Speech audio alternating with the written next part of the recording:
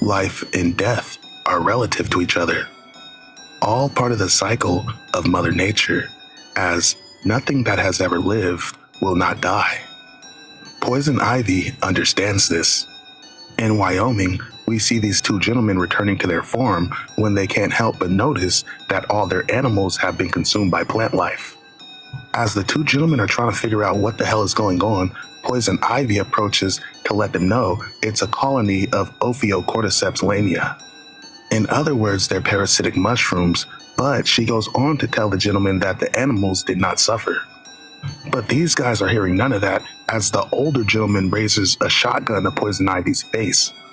But unfortunately, these guys have no idea who they're fucking with, because as soon as this dude even got close to Poison Ivy, he got afflicted by her parasitic spores. The two gentlemen end up getting consumed by Ophiocordyceps as Poison Ivy gets ready to leave the area as she still has a mission to accomplish. Ivy hops in the van she got from Katie and Kyle back in Colorado, whom have also been consumed by Ophiocordyceps.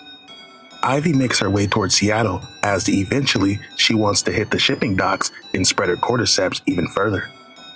Ivy stops at a bar to get a drink, and as she's having a drink, she reminisces about her time with Harley Quinn.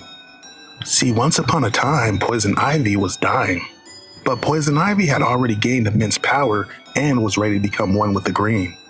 But Harley Quinn stopped that from happening as she couldn't live without Poison Ivy. And as a result, Poison Ivy is succumbing to her own poison, but that's another story for another time. As Poison Ivy wallows in her own despair, she's approached by two gentlemen at the bar who's wondering what's a redhead baddie doing all by herself. But Ivy blows the gentleman off and makes for the exit. But unfortunately, these two assholes are consistent as they follow Poison Ivy outside. Poison Ivy proceeds to beat the living shit out of these two guys before giving them more than they bargained for. See, Poison Ivy's fungal spores are so light they can travel for miles. See, these two gentlemen had no idea who they were fucking with, and as a result, they have now been infected. Poison Ivy lets them know, don't fight it, as resistance is futile. Life, death, rebirth, it's all a part of the cycle. These two assholes are lucky enough to catch a glimpse of Poison Ivy's power with this psilocybin-induced light show.